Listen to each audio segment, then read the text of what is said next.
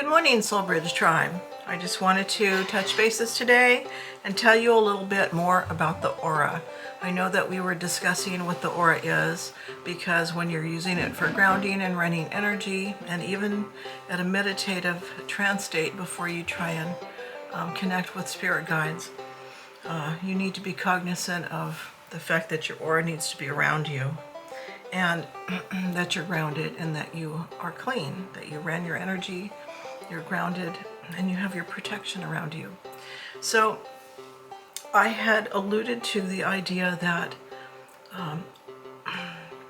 certain drugs, meth, crystal meth, cocaine, heroin, shoot holes in the aura, and that energy comes through that's not supposed to come through.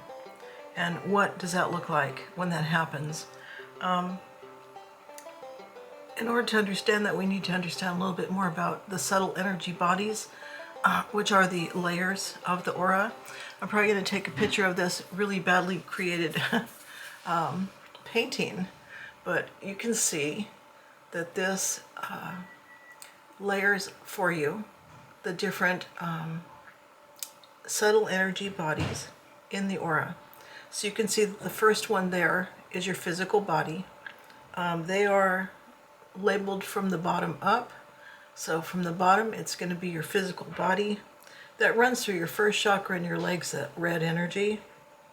I don't know what color I have it here. I actually have it as the body's yellow. You can see the little yellow cookie man right there. So as you know, your physical body connects to that train track, which is the energy grid going up and down, and those chakras, which look like train tracks, trains on the train tracks running up and down. And so those chakras are interacting with your aura. I did cover that part. So if there is going to be disease, it will be visible in the aura. You can see that energy when you're scanning chakras and doing chakra balancing. I'm not so sure if I can teach that. I can try. It's a little bit difficult to teach as a video because it requires an actual person on the table that you can work on, and the ability to actually be perceiving this energy. But I'm giving you basically beginner courses, and so there's no reason why you shouldn't be able to follow along and learn a great deal here. When you're looking at the physical body, as you know, it's going to have a autonomic nervous system, which is controlling your heart rate and your oxygenation, and sending food, energy to all the cells in the body. And it's incredibly intelligent how the body runs itself. So there is interaction with the aura there. So if the aura is metal, it will cause tiredness. It can cause some foggy-headedness. It can cause some lethargy. But if we look at more of the subtle energy bodies that we're looking at in the aura, you'll see that there are many layers that can be affected here. And how many layers are affected if you shoot holes in your aura. And we'll see where that appears. Okay, so the next layer up is going to be etheric. And this says, sorry it's hard to read, senses in the energy matrix. The gut feelings, the impressions that you get. So that to me sounds like the third chakra, because the second chakra is interpersonal communication. So the first two chakras are part of your physical survival tendencies and your ability to communicate with others. And then it gets a little bit more complicated, because when it's mental and your thoughts become the things that are misleading you or thinking you into problems, you will see that manifest in the aura. So that is the etheric layer of the subtle energy body in the aura. So the senses and the energy matrix, again, it might affect energy level and how energy is interacting in your body. And that to me sounds like this could involve mental illness, because staying up all night, having too much energy, having bipolar swings, and then plummeting into low energy. All of that could be part of that energy matrix. It could be a little skewed. Okay, so the next one up is astral, emotional. It is the astral level. It is the emotional body. It oversees disorders, anxiety, and disease. So disorders as in autism disorder,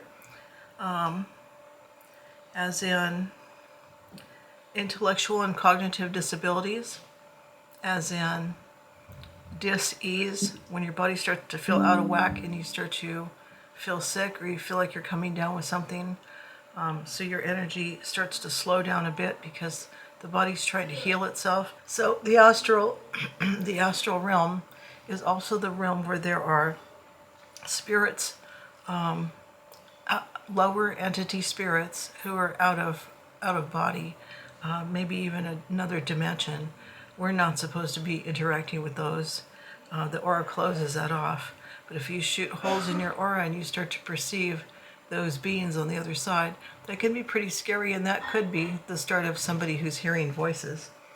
Okay, the next one's mental, your thoughts and beliefs.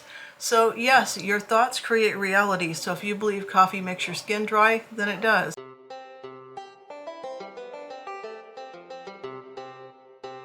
Important when you're looking at the spiritual body to understand that its connection to the outside world, that right there is the connection to consciousness, the connection to wisdom, the connection to higher thinking, the connection to spontaneity, and the idea that when you ask for something to happen and it happens, that cause and effect part, that connection to the divine, like you're thinking of someone, they call you, that's because that is the energy matrix, and all the thoughts and beliefs and everything runs on that matrix. It actually controls the weather too. So, all right, when you're doing your meditation, you're just visualizing your aura around you.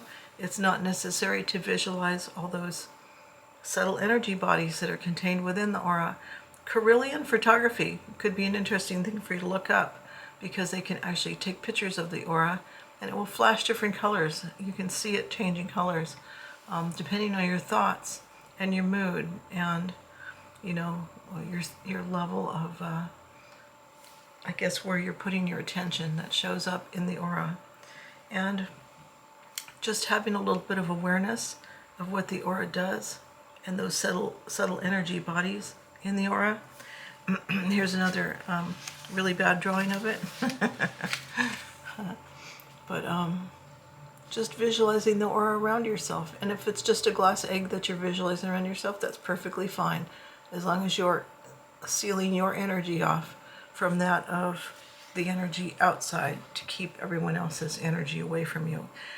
In the future, we'll also talk about energy cords that people send out that they can try and attach to your aura, and how to get those off. That will be a different lesson.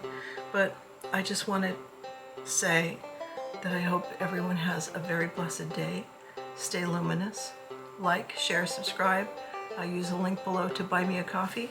And I'll see you in the next video. Have a great day.